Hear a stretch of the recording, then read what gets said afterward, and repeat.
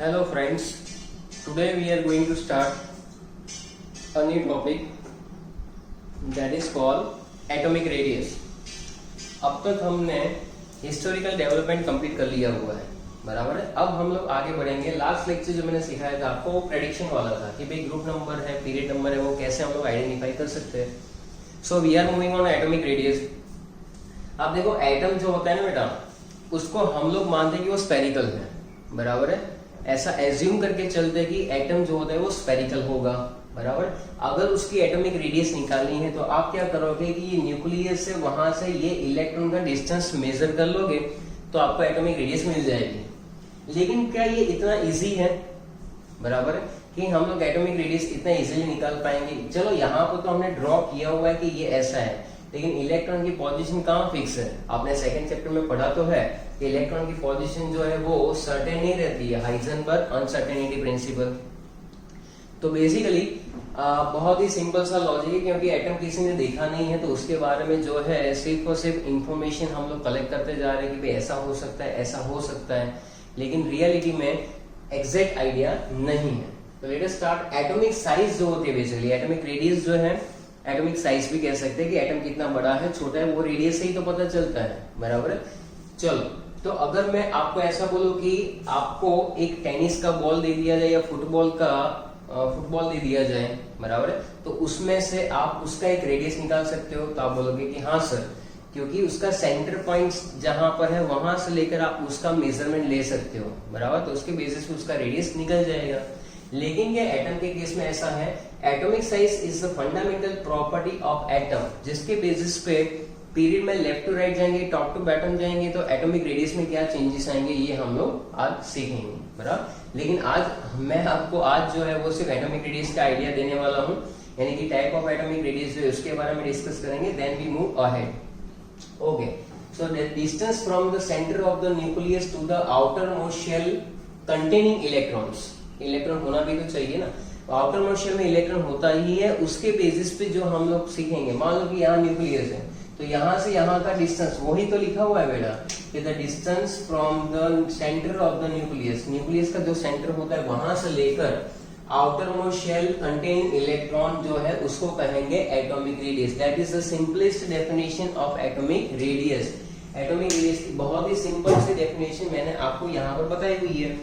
But the distance from the center of the nucleus to the point, बराबर, ऐसा भी तो बोल सकते हैं कि the distance from the center of the nucleus to the point where the probability of electron will be find electron मिलने की probability होना, बराबर है। इलेक्ट्रॉन मिलने की probability, इलेक्ट्रॉन तो यहाँ पर नजदीक में भी हो सकता है, दूर भी हो सकता है, तो बहुत ही ये ऐसी सिचुएशन है जहां पर इलेक्ट्रॉन जो है कोई सर्टेन पोजीशन पे तो है नहीं कि ये पकड़ा, ये डाला हमने दोहरा और वो चल भाई ये हो गया अपना रेडियस, ऐसा तो है नहीं, तुम्हें दिखता तो है नहीं, किसी को नहीं दिखता है, बराबर। तो ये एटॉमिक रेडियस जो है उसके अंदर कुछ डिफिकल्टी है, इतना सिंपल नहीं है जैसा लिख देते हैं कि चलो ये सर्कल बना दिया और ये इलेक्ट्रॉन, चलो ये रेडियस हो गया, बराबर। It is not so simple, बराबर। तो सबसे पहले ये जो है टाइटल है difficulties in the determining the atomic radius, यानी कि आपको एटॉमिक रेडियस डिटरमाइन करने में क्या क्या प्रॉब्लम्स आ सकते हैं उसके बारे में एक थॉट प्रोसेस वहां पर मेंशन किया हुआ है, बराबर है। कि भाई डिफिकल्टीज के अंदर सबसे पहले अगर हम लोग देखें कि साइज ऑफ एटम, वही सबसे बड़ी प्रॉब्लम है कि size of atom can not determine precisely और एग्जैक्टली, बराबर है। तो यहाँ पे लिखा है कि size of atom can not be determined precisely since the electron cloud around the atom does not have a sharp boundary.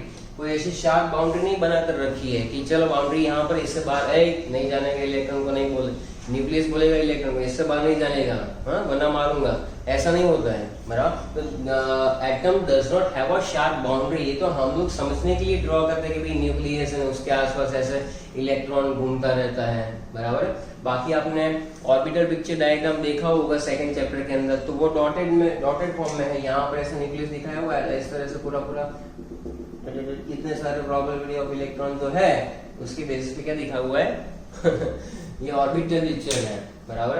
तो size of atom can not be determined precisely since the electron cloud around the atom does not have a sharp boundary because probability to finding electron is never become zero. probability of finding the electron never becomes zero even a large distance from the nucleus. Distance nucleus से कितने भी दूर चले जाओ वहां पर electron मिलने की प्रोबेबिलिटी रहेगी ही रहेगी, बराबर है। तो ये पहली डिफिकल्टी आई साइंटिस्ट के सामने। दूसरी बात कि आपको कोई बोल दे कि भाई H2 मॉलिक्यूल है, अब मॉलिक्यूल के बेसिस पे आपको बोल दे कि भाई H2 है, Cl2, F2 है, उसमें से एटम निकाल के उसका रेडियस मेजर करके आओ, बराबर है। तो atom is a tiny particle, extremely small particle, बराबर है। जब हमें मॉलिक्यूल हाथ में नहीं आता है तो एटम तो बहुत दूर की बात है, तो not possible to isolate a single atom, बराबर। ऐसा नहीं कर सकते हैं, H2 गैस है तो बोलेंगे कि चल भाई एक हाइड्रोजन, हाँ भाई एक हाइड्रोजन तो इधर आ, बराबर, मैं तेरा एक एटॉमिक रेडियस मेजर कर लेता हूँ, फिर तो वापस वहां पर ज्वाइन हो जाना, बराबर। ऐसा पॉसिबल नहीं है, बराबर। तो भाई not possible to isolate single atom for size determination. ऐसा नहीं चलो थोड़ी देर के लिए भाई हाथ का मेजरमेंट निकालना है तो ये तो चलो ठीक है कि ये बड़ा सा है, पैर अपने बड़े हैं तो आप लोग निकाल सकते हो। ऐसा कभी सोचा कि हाथ को अलग कर दिया, लो इसका मेजरमेंट करो, वापस ज्वाइन कर दो, है? तो ऐसी चीजें पॉसिबल नहीं है, टाइनी पार्टिकल के अंदर तो बिल्कुल नहीं। तो not possible to isolate the single atom for the size determination. चलो ये सेकंड पॉइंट समझ में आ गया सबको। तीसरी बात कि भाई अकॉर्डिंग टू हाइजेनबर्ग, मैंने आपको पहले ही बताया, हाइजेनबर्ग ने क्या बोला था कि एग्जैक्ट पोजीशन यानी कि लोकेशन ऑफ द इलेक्ट्रॉन और मोमेंटम, बराबर है, delta x into delta p is equal to और greater than equal to h upon 4 pi, वो आपने सीखा हुआ है। तो अकॉर्डिंग टू हाइजेनबर्ग प्रिंसिपल जो है अनसर्टेनिटी प्रिंसिपल, अप यानी अप नहीं है, Heisenberg uncertainty principle, exact position of electron is uncertain, exact position of electron is uncertain. तो ये चीजें आपको याद रखनी है, ये कोई पूछेगा नहीं, बेसिक आइडिया है जो आपको होना चाहिए।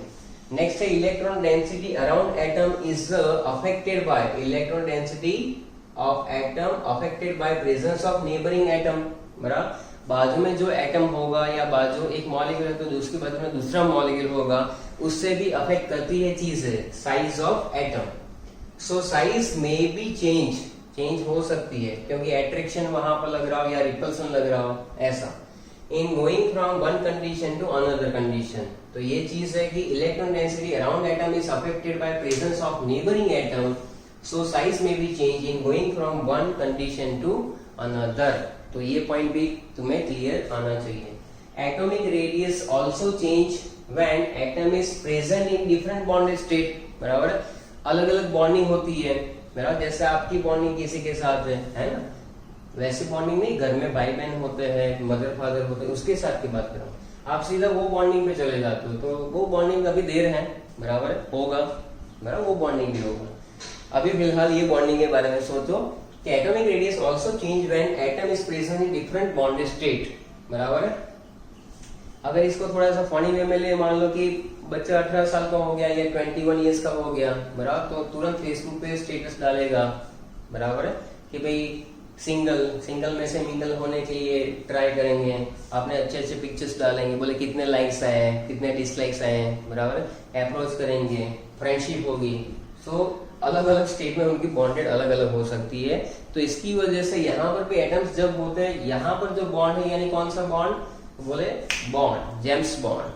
तो जेम्स बॉन्ड वाला बॉन्ड तो यहाँ पर नहीं है भाई, लेकिन आयनिक बॉन्ड, कोवेलेंट बॉन्ड, ये आपने सीखा हुआ है। एक हाइड्रोजन बॉन्ड आएगा, मेटल में भी बॉन्ड रहता है, अट्रैक्शन फोर्स होता है। बॉन्ड यानी ऐसा नहीं कि दोनों एटम के बीच में ऐसा लकड़ी जैसा खंभा हो तो ये बोले इसको बॉन्ड कहते हैं। It is not like that, it is just attraction between the atoms, between the molecules, उसी को हम लोग नाम देते हैं बॉन्ड। ओके, तो atomic radius also change when atom is present in different bonded state, कि भाई शेयरिंग से बॉन्ड बना हुआ है या तो इलेक्ट्रॉन एक्सचेंज से बॉन्ड बना हुआ है। सो that is like that. Types of atomic radius में अब देखो, जो पूरा पीरियोडिक टेबल है उसमें आपने भी सीखा हुआ कि एटम बेसिकली दो टाइप के होते हैं, एक होता है नॉन मेटल और एक होता है मेटल, बराबर है। तो नॉन मेटल और मेटल के केस में रेडियस जो होते हैं वो अलग अलग तरह से डिटरमाइन हो सकते हैं। तो यहाँ पर मैं आपको बताना चाहूंगा कि हमारे पास एटॉमिक रेडियस के 3 टाइप है। एक है कोवेलेंट रेडियस, एक है वांडरवाल रेडियस, वांद्रावाल नहीं, वांडरवाल रेडियस, और तीसरा है हमारे पास मेटालिक रेडियस, बराबर। तो आइए हम लोग अब इस रेडियस के बारे में डिटेल में थोड़ा सा पढ़ते हैं। तो आइए अब हम लोग डिस्कस करते हैं कोवैलेंट रेडियस। कोवैलेंट रेडियस जो है बेसिकली कहाँ कहाँ पर यूज होगी, तो अभी अभी मैंने बताया कि मेटल जो है कोई भी एलिमेंट होता है मेटलिक या तो नॉन मेटलिक, यहाँ पर हम लोग डिस्कस करेंगे in case of non metals atomic radius refer to the covalent और वैन डेर वाल रेडियस, बराबर। यानी कि नॉन मेटल जो होते हैं उसमें अगर हम लोगों को एटॉमिक रेडियस एक्सप्लेन करनी है नॉन मेटल्स के लिए, तो एटॉमिक रेडियस जो है वो कोवैलेंट रेडियस या तो वैन डेर वाल रेडियस के फॉर्म में एक्सप्लेन होती है। यहाँ पर ये जो पिक्चर मैंने दिखाया हुआ है वो हम लोग बाद में डिस्कस करेंगे। एटॉमिक रेडियस डिसाइड करने के लिए एक्सरे डिफ्रेक्शन मेथड या तो स्पेक्ट्रोस्कोपिक मेथड जो है यूज होते हैं। ये एक्सपेरिमेंटल डेटा है तो उसके बेसिस पे ज्यादा डिटेल में जाना नहीं है, हम लोग फोकस करेंगे कि कोवैलेंट रेडियस जो है वो होता क्या है, बराबर। तो यहाँ पर एटॉमिक रेडियस जो है वो मैंने आपको बता दिया, मेजर करते हैं एक्सरे डिफ्रेक्शन से या तो स्पेक्ट्रोस्कोपिक मेथड से। अब कोवैलेंट रेडियस समझने के लिए हम लोग एक एग्जांपल ले रहे हैं। मान लो कि हमारे पास H2 मॉलिक्यूल है, बराबर। कौन सा मॉलिक्यूल है? H2 molecule. H2 मॉलिक्यूल कैसे बनेगा? तो दो हाइड्रोजन जो होता है हाइड्रोजन एटम, वो उनकी जो एटॉमिक ऑर्बिटल्स होती है उसके ओवरलैपिंग से बनता है। यहाँ पर हम लोग एटम जो है उसकी एटॉमिक ऑर्बिटल आपने देखा होगा कि हाइड्रोजन में 1s होता है, हर एक में एक इलेक्ट्रॉन होता है। तो अगर मैं यहाँ पे छोटा सा ड्रॉ करूँ तो यहाँ पर एक हाइड्रोजन एटम है, यहाँ पर एक हाइड्रोजन एटम है, दोनों के एक एक इलेक्ट्रॉन यहाँ पर क्या हो रहा है? शेयर हो रहा है। और उसकी वजह से हम लोग क्या करेंगे कि ये जो इलेक्ट्रॉन पेयर है ये दोनों हाइड्रोजन इक्वली क्या करते हैं? अट्रैक्ट करते हैं। ऐसा मान के चलेंगे कि यहाँ पर हाइड्रोजन जो होता है वो अपनी डुप्लीट कंप्लीट करना चाहता है। कोई भी एलिमेंट स्टेबिलिटी के लिए क्या करेगा? तो या तो ऑक्टेट कंप्लीट करेगा, लेकिन हाइड्रोजन अकेला ऐसा है जो अपने दो इलेक्ट्रॉन के साथ सेटिस्फाइड है। इसका मतलब कि यहाँ पर कोवैलेंट रेडियस को अगर हमें डिफाइन करना है तो सबसे पहली बात कि ये एक एटम है, बराबर, ये दूसरा एटम है, ये दोनों होमोन्यूक्लियर है। होमो तो समझते हो ना? हाँ, होमो का मतलब आइडेंटिकल। तो दोनों हाइड्रोजन एटम है, या तो दोनों क्लोरीन एटम है, या तो दोनों फ्लोरीन एटम है, ऐसा मान लो। यहाँ पर इसके न्यूक्लियस से इसके न्यूक्लियस तक ये जो डिस्टेंस है बेटा, इसको मैंने लिखा हुआ है x। ये वैल्यू किसमें हम लोग मेजर करेंगे? एक्सरे डिफ्रेक्शन से पिकोमीटर में। तो 1 पिकोमीटर आप जानते ही हो 10⁻12 होता है। नैनोमीटर के अंदर क्या रहेगा? वो 10⁻9 रहेगा। तो ये आप पहले ही सीख चुके हो, पिकोमीटर यानी 10⁻12 मीटर है, नैनोमीटर का मतलब होता है 10⁻9 मीटर, बराबर है। अब हम लोग डिस्कस करेंगे कि ये न्यूक्लियस से न्यूक्लियस का डिस्टेंस हुआ, तो इसको अगर हमें सीखना है तो क्या लिखेंगे कि इसका अगर मैं एवरेज कर दूं, यानी 1/2 of the internuclear distance between the two bonded atom, 1/2 of the internuclear distance between two bonded atom। ये दोनों बॉन्ड बना चुके एक दूसरे के साथ, हाइड्रोजन हाइड्रोजन, तभी तो H2 फॉर्म हुआ है। तो internuclear distance between the two bonded atom, internuclear यानी न्यूक्लियाई टू न्यूक्लियाई का डिस्टेंस, इसको अगर हम लोग डिवाइड बाय 2 करेंगे तो हमें क्या मिल सकता है? एटॉमिक रेडियस मिल सकती है। तो यहाँ पर हम लोग बात कर रहे हैं कोवैलेंट रेडियस की। तो कोवैलेंट रेडियस के केस में अगर तुम्हें डेफिनेशन लिखनी है तो कैसे लिख सकते हो कि it is defined as the 1/2 the distance, बराबर है। क्या लिखोगे आप? 1/2 द डिस्टेंस। तो 1/2 द डिस्टेंस किसका है? यहाँ पर आप देखो 1/2 द डिस्टेंस जो है between the nuclei of the 1/2 the distance between the nuclei of the ये न्यूक्लियाई न्यूक्लियस को न्यूक्लियाई भी कहीं यहाँ पर लिख सकते हैं। 1/2 the distance between the nuclei of the covalently nuclei of the two covalently bonded atoms, बराबर, ऐसा लिखेंगे। 1/2 the distance between the nuclei of the two covalently bonded atoms of the same element, bonded atoms of the same element in molecule, बराबर। अब देखो H2 molecule लिया हुआ है तो उसके अंदर दो एटम सिमिलर ही हो गए, तभी तो मैंने बोला था कि होमो न्यूक्लियर भी कह सकते हैं। तो 1/2 द डिस्टेंस बिटवीन द, यानी x/2 की बात कर रहे हैं, 1/2 the distance between the nuclei of the to covalently bonded atoms of the same element in a molecule, that is called covalent radius या तो एटॉमिक रेडियस। इसको कोवेलेंट रेडियस या तो एटॉमिक रेडियस से आप डिफाइन कर सकते हो, बराबर। इतनी सी बात हमें लिखनी है वहां पर। It is generally use for non metals. ये जनरली किसके लिए यूज होता है बेटा? तो ये यूज होता है नॉन मेटल्स के लिए, नॉन मेटल्स, बराबर है, नॉन मेटल्स के लिए यूज होगा ये।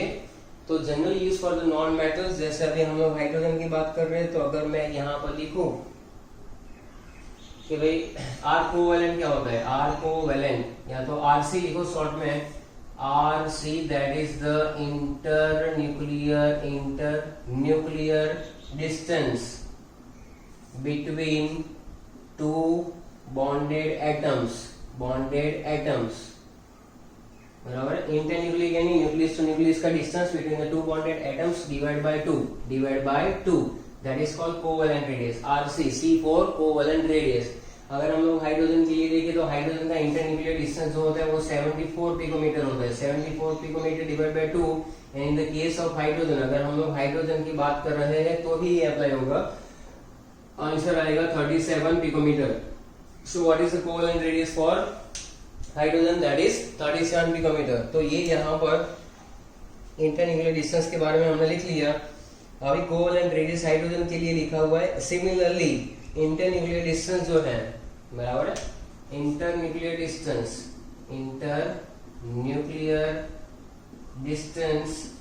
इन Cl2 मॉलिक्यूल वो रहता है आपका 198 पिकोमीटर। कितना हो जाएगा? 198 पिकोमीटर। उसके लिए कोवेलेंट रेडियस निकालनी है तो 198 डिवाइड बाय 2 यानी हो जाएगा 99 पिकोमीटर।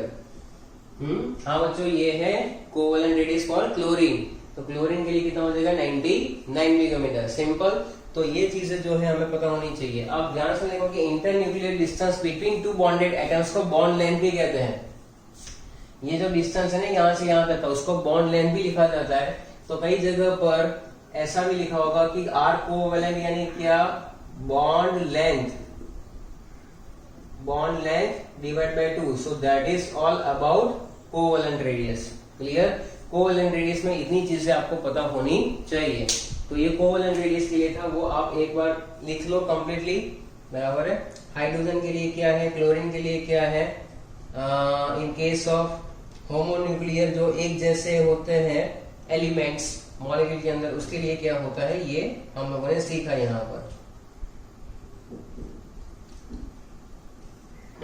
चलो इसके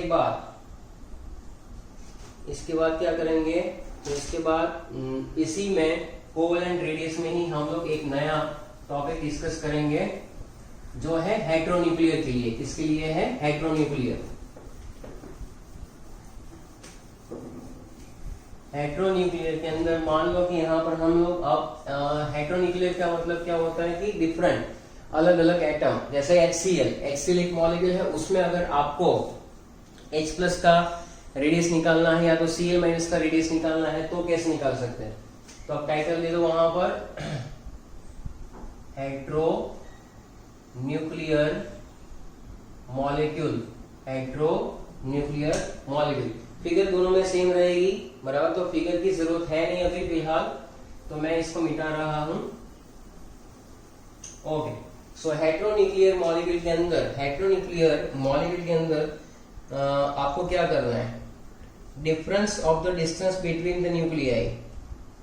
डिफरेंस ऑफ द डिस्टेंस लिखो, difference of the distance between two nuclei, बराबर। Difference of the distance between the two nuclei, two nuclei या तो nuclei of the two bonded atoms. Two nuclei लिख लो या तो nuclei of two bonded atoms लिख लो, बॉन्डेड एटम्स, बराबर है। पहले लिख लो फिर हम लोग डिस्कस करते हैं difference of the distance between nuclei of two bonded atoms, बराबर है। तो ये डिफरेंस हम लोग निकाल रहे हैं, किसके साथ निकाल रहे हैं, and covalent radius of one of the atom and covalent radius of one of the atom of homonuclear molecule, बराबर ऐसा। difference of the distance between the nuclei of two bonded atoms and covalent radius of one of the atom of homonuclear molecule, बराबर है। शायद ये थोड़ा सा typical definition है, लेकिन अभी हम लोग एग्जांपल डिस्कस करेंगे तो आपको बिल्कुल क्लियर हो जाएगा कि ये कैसा है। वन ऑफ द एटम्स, बराबर वन ऑफ द एटम्स, यहाँ पर हमने जो लिखा हुआ है, तो ये होमोन्यूक्लियर भी हो सकता है, हेटेरोन्यूक्लियर भी रहता है। तो ज्यादातर हेटेरोन्यूक्लियर रहता है, तो हेटेरोन्यूक्लियर की बात करेंगे, हेटेरोन्यूक्लियर मॉलिक्यूल, बराबर। चलो अब मान लो कि आपको जो है ऐसा मानना कि यहाँ पर रेडियस जो है, रेडियस ऑफ HCl का मतलब क्या होता है, रेडियस ऑफ H प्लस और Cl माइनस, हाँ या ना, radius of H plus and Cl minus ही ना, बराबर है। तो ये जो चीज है उसमें अगर आपको किसी एक का निकालना है, मान लो क्या H प्लस का निकालना है या Cl माइनस का निकालना है, तो HCl का टोटल आपको पता होना चाहिए। अब HCl का टोटल जो है, या तो H2 जो है उसमें से एक हाइड्रोजन का भी हमने देखा 37 पिकोमीटर, इस तरह से क्लोरीन Cl2 था 198 को डिवाइड बाय 2 किया था, दैट इज 99 पिकोमीटर। तो उसकी बात कर रहे हैं कि ये इस तरह से निकल सकता है। सो that is all about that.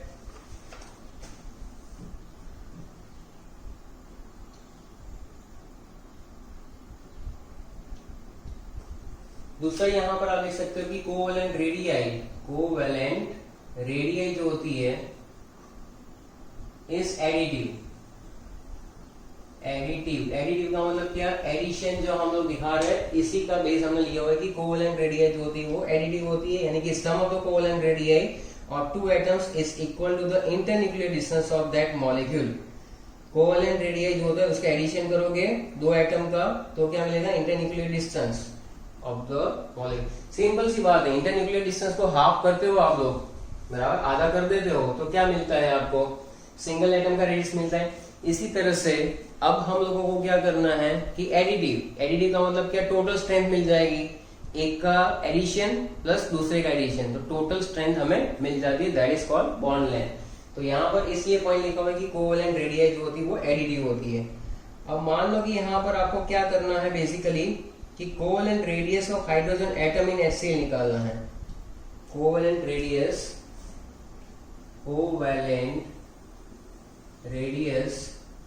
Of hydrogen in HCl, अगर ये निकालना है तो कैसे निकालोगे, covalent radius of hydrogen in HCl निकालना है अगर आपको, तो पहले तो ये पता होना चाहिए कि इंटरन्यूक्लियर डिस्टेंस ऑफ HCl, क्या पता होना चाहिए, इंटरन्यूक्लियर डिस्टेंस इन HCl, बराबर है। इंटरन्यूक्लियर डिस्टेंस ऑफ HCl पता होना चाहिए, माइनस, इसके अंदर से माइनस क्या करेंगे हम लोग, तो माइनस कर सकते हैं कोवेलेंट रेडियस ऑफ क्लोरीन, क्या करेंगे, कोवेलेंट रेडियस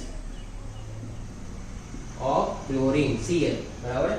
तो covalent radius of hydrogen in HCl is equal to internuclear distance in HCl, बराबर है। अगर आपको हाइड्रोजन का निकालना है तो HCl का इंटरन्यूक्लियर डिस्टेंस जो है वो आप डेटा जो है उसके हिसाब से अगर मैं तुम्हें बताऊं तो ये रहता है 136, कितना रहता है 136 पिकोमीटर, और क्लोरीन का तो अभी हमने देखा था 99 पिकोमीटर। तो आप खुद देख लो कि 136 माइनस 99 करोगे तो आ जाएगा 37 पिकोमीटर। तो आ गया कि नहीं, 37 तो हाइड्रोजन का था ही ना, 37 किसका था, हाइड्रोजन का। तो इस तरह से इसकी डेफिनेशन भी हम लोग लिख सकते हैं कि समझ लो, ये अब समझ में आ जाएगा, difference of the distance between nuclei of two bonded atoms, बराबर है। तो किसका डिफरेंस निकालना है, तो आप देखो डिफरेंस निकाल रहे हैं हम लोग, तो difference of the distance between the nuclei of two bonded atoms, यानी H और Cl दो बॉन्डेड एटम है कि नहीं, बराबर है। एक हाइड्रोजन होगा और एक Cl होगा, उसके बीच में जो डिस्टेंस है उसकी बात कर रहे हैं, बराबर है, इसकी बात कर रहे हैं। तो distance between the nuclei of two bonded atoms ये लिखा मैंने, and covalent radius of one of the atom, covalent radius of one of the atom, यानी यहाँ पर अगर हाइड्रोजन का निकालना है तो क्लोरीन का माइनस कर दो, क्लोरीन का निकालना है तो हाइड्रोजन का माइनस कर दो, बराबर है। of one of the atom of heteronuclear molecule। तो ये जो डेफिनेशन यहाँ पर मैंने लिखी हुई है बराबर कोवेलेंट रेडियस की, किसके सेंस में, हेटेरोन्यूक्लियर के सेंस में, वो अब क्लियर हो जाएगी। जिसको थोड़ा सा भी कंफ्यूजन हो रहा है फिर से एक बार सुन लो बेटा कि कोवेलेंट रेडियस हमने होमोन्यूक्लियर में तो निकाल दी, बहुत ही सिंपल था। क्या था, न्यूक्लियस से न्यूक्लियस का डिस्टेंस बराबर डिवाइड बाय 2 कर दो तो ये आपको मिल जाएगा covalent radius for the atom in homonuclear. अब यही चीज अगर आपको किस में करनी है, हेटेरो में करनी है। हेटेरो में क्या होता है, हेटेरो में मान लो कि एक हाइड्रोजन है एक क्लोरीन है, तो टोटल आपको ये भी पता हो, इसमें x/2 करने से सीधा आंसर नहीं आएगा। इसमें क्या करना है कि जो x है उसका आंसर आपको पता होना चाहिए, बराबर है। कैसे पता चलता है, तो जैसे जैसे चैप्टर आगे बढ़ेगा आपको पता चलेगा। और अभी मैंने आपको बताया कि एक्सरे डिफ्रेक्शन मेथड और स्पेक्ट्रोस्कोपी से डेटा हमारे पास होता है। तो अगर हमें लिखना है कि covalent radius of hydrogen in HCl, ये हमें ढूंढना है अगर, तो क्या करेंगे, internuclear distance in HCl minus covalent radius of chlorine. तो 136 पिकोमीटर किसका है, HCl का इंटरन्यूक्लियर डिस्टेंस, वो x है, x। अब x मान लो कि x आपको मालूम है, ये आपको मालूम है, इतना क्लोरीन का मालूम है, क्लोरीन का कितना आ गया, मान लो कि x मालूम है और ये y फाइंड करना है। तो y इज इक्वल टू क्या कर लेंगे हम लोग, x minus radius of chlorine, ऐसा करेंगे ना, सीधी सी बात है। तो y किसका है बेटा, हाइड्रोजन का है, x किसका है, टोटल 136 माइनस क्लोरीन का जो रेडियस था वो, तो था 136 picometre minus 99 picometre, that gives you the answer for the covalent radius of hydrogen. Clear हो गया अब। तो ये बात थी कोवेलेंट रेडियस की जो हमने यहाँ पर क्लियर की। चलो अब इसके बाद हम लोग आगे डिस्कस करेंगे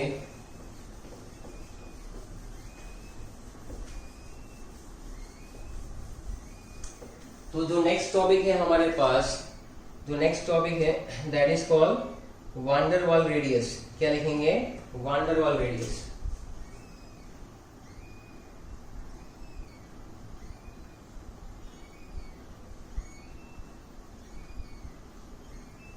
चलो अभी हमें वान डेर वाल रेडियस जो है वो समझना है, बराबर। तो ये तो हमने सीख लिया कि भाई ये दो एटम्स है, एक मॉलिक्यूल है जिसमें यहां से यहां तक का डिस्टेंस वो बॉन्ड लेंथ डिवाइड बाय 2 यानी एटॉमिक रेडियस, कोवेलेंट रेडियस। इसके पास में इसके जैसे मॉलिक्यूल, मान लो कि एक वेसल है, इसके अंदर सारे के सारे क्या है, H2 मॉलिक्यूल है, या तो Cl2 मॉलिक्यूल है, या कोई भी एग्जांपल ले सकते हैं, ऐसा जरूरी कि H2Cl2, बराबर।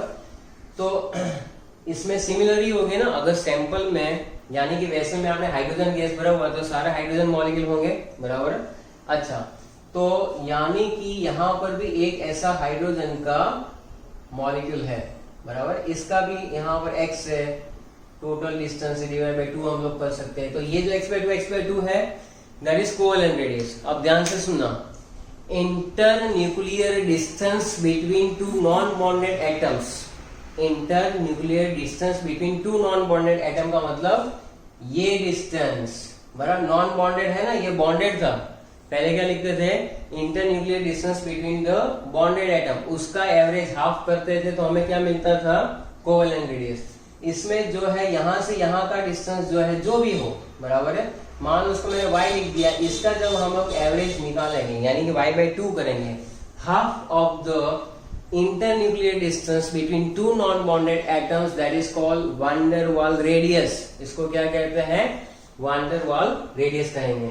तो y/2 यानी क्या कि नेबरिंग एटम्स, ये जो है ये इसका नेबर है, नजदीक का, एकदम नियरेस्ट नेबरिंग एटम लेना है आपको, बराबर है। एडजेसेंट एटम बोलते हैं, नेबरिंग एटम्स बोलते हैं। तो इस तरह से हम लोग लिख सकते हैं। तो for covalent molecules van der Waals radius is defined as 1/2 the internuclear distance between two similar adjacent atom belonging to the neighboring molecules of the same substance in a solid state, बराबर। या तो फिर simple language में लिखना हो तो ऐसा लिख दो कि 1/2 of the internuclear distance between two non-bonded neighbouring atoms, neighbouring या तो एडजेसेंट, एडजेसेंट एटम्स, खत्म। 1/2 of the internuclear distance between the to non bonded adjacent atom. ये जो डिस्टेंस का हम लोग 1/2 लेंगे y/2, उसको कहेंगे वान डेर वाल रेडियस। क्या कहेंगे बेटा? वान डेर वाल रेडियस, बराबर। मान लो कि वान डेर वाल रेडियस के अंदर आपको कोई एग्जांपल देना है, तो यहाँ पर for example internuclear distance between that solid iodine ले लेते हैं। सॉलिड आयोडीन जो होता है बेटा उसका 430 पिकोमीटर रहता है। ये जो y है, यहाँ पर अगर मैं सॉलिड आयोडीन ले लूं, सॉलिड आयोडीन, तो ये कितना रहता है? y की वैल्यू होती है 430 पिकोमीटर। कितना होता है? 430 पिकोमीटर, बराबर। इसका अगर आप डिवाइड बाय 2 कर देते हो, बराबर, तो that is the distance between the non bonded atoms 430 picometre, और उसका अगर एग्जैक्ट हाफ ले लेते हो 215, तो 430 पिकोमीटर का कितना हो जाएगा? 215। तो y/2 यानी कि 430 divide by 2, 215 picometre, that is RV लिख दो, वैन डेर वाल रेडियस, बराबर। वैसे आयोडीन के अंदर जो कोवेलेंट रेडियस होता है बेटा वो अलग होता है। कोवेलेंट रेडियस जो होता है वो कितना होता है? तो वो 133 पिकोमीटर। कोवेलेंट रेडियस जो होता है वो 133 पिकोमीटर होता है। कोवेलेंट रेडियस अगर लिखना है RC, R कोवेलेंट, तो कितना होता है? 133 पिकोमीटर। तो ये हो गया आपका वान डेर वाल रेडियस, बराबर। वान डेर वाल रेडियस जो है, आप क्लियर सी बात है यार कि कोवेलेंट रेडियस जो है उसकी कंपैरिजन में वान डेर वाल रेडियस जो है वो कैसा होगा? लार्जर। वान डेर वाल रेडियस कैसा आपको दिख रहा है? लार्जर ही दिख रहा है। एक सिंपल सा लॉजिक बताओ, यहाँ पर कोवेलेंट रेडियस जो है वहां पर एटम्स जो है एक दूसरे के ऊपर ओवरलैप हो रहे हैं ना? हाँ, यहाँ पर ऐसा कोई ओवरलैपिंग है? नहीं, दूर है। तो यहाँ पर ओवरलैपिंग की वजह से क्या होगा कि ये जो रेडियस है उसकी वैल्यू कैसी आएगी? छोटी आएगी। यहाँ पर ऐसा कोई ओवरलैपिंग है नहीं, इसलिए इस रेडियस की वैल्यू हमेशा कैसी आती है? ज्यादा आती है। तो ये सारे पॉइंट्स भी वहां पर आप मेंशन करोगे कि भाई कोवेलेंट रेडियस जो है it is always smaller than one der वाल रेडियस। तो वान डेर वाल रेडियस का मतलब क्या? Internuclear distance between the to non bonded atoms divide by 2। And one der वाल कोवेलेंट बॉन्ड जो होता है it is form by overlapping of orbitals of bonded atom. जैसे मैंने अभी आपको समझाया कि कोवेलेंट रेडियस जो होता है वो कैसे बनता है, तो दो एटम होते हैं, उसकी एटॉमिक ऑर्बिटल, मान लो कि यहाँ पर एक हाइड्रोजन है, इसकी ये 1s ऑर्बिटल है, दूसरा हाइड्रोजन है उसकी 1s ऑर्बिटल है, तो ये ओवरलैपिंग हुआ ना, ये 1s का ओवरलैपिंग हुआ, तो ओवरलैपिंग ऑफ ऑर्बिटल से बनता है ये। इसलिए ये जो डिस्टेंस है, बराबर है, उसका आप लोग एवरेज निकालोगे वो कोवेलेंट रेडियस बनेगा। लेकिन जहां पर वान डेर वाल रेडियस की बात आती है तो दिस कॉमन रीजन जो है responsible for sorting the covalent radius, बराबर। ये कॉमन रीजन हो गया ना दोनों एटम के लिए। वान डेर वाल radius is only calculated for non bonded atoms, बराबर है। तो इस ऐसे केसेस में कोई ओवरलैपिंग तो है नहीं, बराबर। वान डेर वाल रेडियस के केस में क्या करेंगे? तो वान डेर वाल रेडियस के केस में देखो आप, ये नॉन बॉन्डेड एटम्स है, there is no such type of overlapping, and that's why we can say that RC, ऐसा यहाँ पर दूसरा मैं मॉलिक्यूल ड्रॉ कर दूं और इन दोनों के बीच का जो डिस्टेंस है उसका एवरेज निकालो तो वो वान डेर वाल रेडियस। इतना याद रखो सिंप्लीफाई में कि कोवेलेंट रेडियस जो होता है वो बॉन्डेड एटम्स में रहता है और नॉन बॉन्डेड एटम्स का मतलब वान डेर वाल। तो वान डेर वाल radius RV is always greater than covalent radius. तो ये एक रिलेशन है जो हमें पता होना चाहिए, बराबर। अब बात करेंगे बेटा मेटालिक रेडियस की। किसकी बात करेंगे? Metallic radius.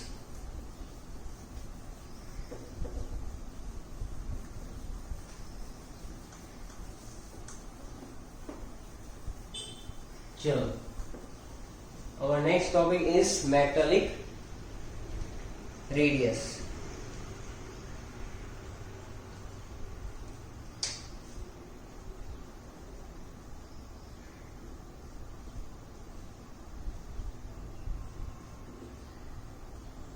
अब मेटालिक रेडियस में क्या आता है?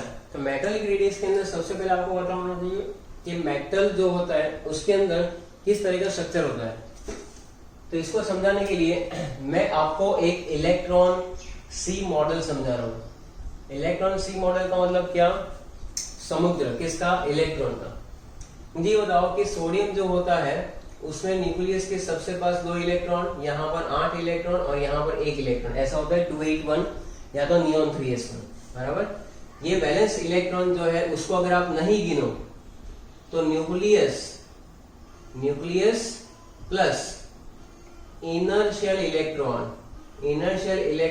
को कहेंगे हम लोग मेटल आयंस कहेंगे या तो कहेंगे कर्नल। तो आप देखो nucleus plus inner shell electron में ये इलेक्ट्रॉन वैलेंस का नहीं गिना तो अंदर के 10 इलेक्ट्रॉन और न्यूक्लियस, तो चार्ज प्रोटॉन कितने 11 और इलेक्ट्रॉन कितने हो गए 10, तो प्लस चार्ज रहेगा कि नहीं? तो कर्नल को हम लोग कैसे दिखाएंगे बेटा? प्लस से दिखाएंगे। कर्नल यानी मेटल आयंस हमेशा कैसे होते हैं? Positive, and it loses the electron. तो ये प्लस है, यहाँ से ये सारे प्लस है, ये सारे प्लस है, बराबर है। और यहाँ पर ये मैं आपको मेटलिक बॉन्ड समझा रहा हूँ। यहाँ पर ये जितने भी इलेक्ट्रॉन हैं, 1 मोल सोडियम के अंदर n एटम्स होते हैं, n एटम्स में बहुत सारे कर्नल्स होते हैं, बहुत सारे कर्नल्स के अंदर बहुत सारे इलेक्ट्रॉन भी होते हैं, इसके आसपास बहुत सारे इलेक्ट्रॉन। तो ये इलेक्ट्रॉन के बीच में ये फ्लोट कर रहा है कर्नल, बराबर है। जैसे एक बड़ा सा समंदर है, उसके अंदर एक प्लास्टिक की बॉल्स आप एज्यूम करोगे तो आपको पता चलेगी प्लास्टिक जैसे वेव्स आती है वैसे प्लास्टिक की बॉल्स जो है वो ऊपर नीचे होती रहती है।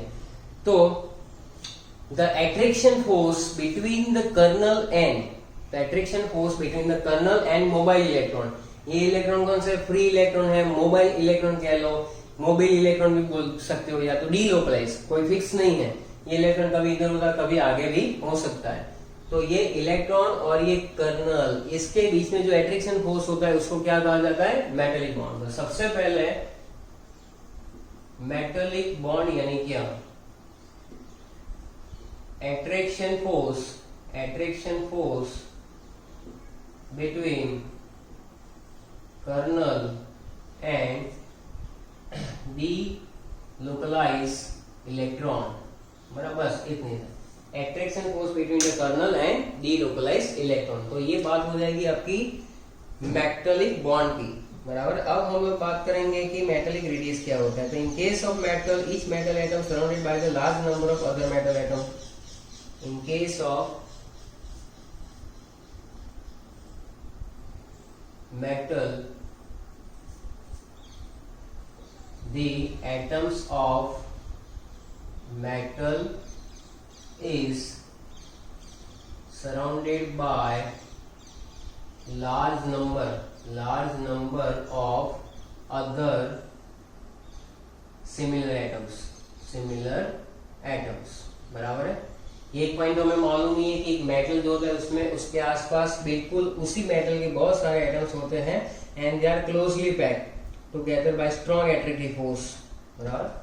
तो सेकंड पॉइंट लिखेंगे they are closely packed by strong attraction force called metallic bond, बराबर। ये रहेगा मेटलिक बॉन्ड की डेफिनेशन। अभी मैंने आपको बताया क्लोजली पैक है सारे के सारे, क्योंकि मेटल है, मेटल के अंदर एटम्स क्लोजली पैक होते हैं। They have strong attraction force between the delocalised electron and kernel, so that is called metallic bond, बराबर है। ये आपका मेटलिक बॉन्ड का डेफिनेशन भी यहाँ पर आ जाएगा। उसके बाद आप लोग the close packing of the metal atoms, बराबर है, which is different in different metals known as crystal lattice, and basically 1/2 of the internuclear distance between the two nearest metal atom in a metallic lattice is called metallic radius, बराबर। तो metals के अंदर जो atom होते हैं छोटे बहुत ही एक दूसरे के नजदीक होते हैं। अब मैं यहाँ पर अगर उसकी फिगर ड्रॉ करना चाहूँ तो मान लो कि ये तो एक हाइपोथेटिकल इलेक्ट्रॉन सी मॉडल समझाने के लिए था।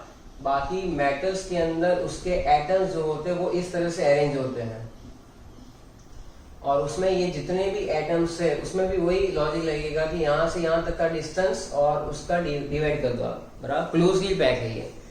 तो उसी को हम लोग क्या कहते हैं? मेटलिक रेडियस कहेंगे। तो मेटलिक रेडियस को अगर हमें लिखना है internuclear distance between the two nearest metal atom, तो लिखो आर मेटलिक यानी metallic radius is equal to inter nuclear distance between two nearest metal atoms divide by 2।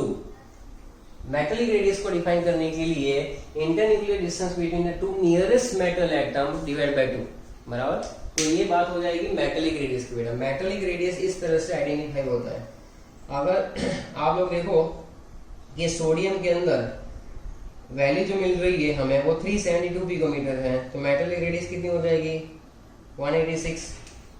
Sodium के केस में बराबर है इंटरन्यूक्लियर डिस्टेंस जो है बराबर Rm, सोडियम यानी मेटल, उसके लिए क्या निकालना है, मेटलिक रेडियस निकालनी है। तो मेटलिक रेडियस के लिए मैंने अभी आपको बताया कि उसकी वैल्यू जो होती है 372 पिकोमीटर है, डिवाइड बाय 2 कर लेंगे तो ये हो जाएगा कुछ 186 पिकोमीटर। तो that is one example for understanding. एक एग्जांपल है जहां पर हम लोग ये समझ सकते हैं। अब अगर मेटलिक रेडियस का भी हमें कंपैरिजन करना है, बराबर, मेटलिक रेडियस का जो है इसका भी कंपैरिजन करना है कि metallic radius is longer than covalent radius. Covalent bond जो होता है वो ओवरलैपिंग ऑफ एटॉमिक ऑर्बिटल से होता है, बराबर है। There is not actual overlapping of atomic orbitals in metallic bond. तो ये सिंपल सी बात है ना। कोवेलेंट में क्या होता है बेटा, कोवेलेंट में ओवरलैप होता है। यहाँ पर ऐसा कुछ ओवरलैपिंग दिख रहा है नहीं। कोवेलेंट में क्या था, मैंने अभी आपको समझाया था कि कोवेलेंट में ऐसा एटॉमिक ऑर्बिटल का ओवरलैपिंग रहता है। ओवरलैपिंग की वजह से वो क्या होगा कि उसकी जो रेडियस है वो कैसे आएगी, छोटी आएगी। मेटल्स के अंदर ऐसा नहीं, मेटल एटम जो है क्लोजली पैक होते हैं लेकिन उसमें ओवरलैपिंग नहीं होता है। There is no overlapping of atomic orbital in the case of metals as well as van der Waal जो हम लोगों ने अभी देखा, वांडरवाल रेडियस, इसको हम लोग इनर्ट गैस रेडियस भी कहते हैं। तो यहाँ पर मेटलिक रेडियस जो है वो कोवेलेंट रेडियस से तो कैसी होगी, metallic radius is always longer than covalent radius. तो सबसे बड़ी कौन, बराबर है वांडरवाल रेडियस, वांडरवाल रेडियस। फिर कौन आएगा, ग्रेटर देन मेटलिक रेडियस, बराबर, ग्रेटर देन कोवेलेंट रेडियस, बराबर। ये चीज आपको याद रखनी है इस तरह से। वांडरवाल रेडियस जो है सबसे बड़ी रहती है मेटलिक रेडियस से भी, और मेटलिक रेडियस जो है वो कोवेलेंट रेडियस से बड़ी रहती है। सो दैट इज द पॉइंट कि यहाँ पर हम लोग कोवेलेंट रेडियस, मेटलिक रेडियस और वांडरवाल रेडियस जो है वो हमने कंप्लीट किया हुआ है। इतना कंप्लीट कर लो, फिर हम लोग आगे जो है थोड़ा सा डिस्कस करते हैं कि variation in group and period क्या होता है यहाँ पर। तो इस तरह से हम लोग डिस्कस करेंगे। यहाँ तक जो है नोट्स अच्छे से लिख लेना, बराबर, और आपकी टेक्स्ट बुक में से भी अच्छे से रिफर करते रहना। Thank you.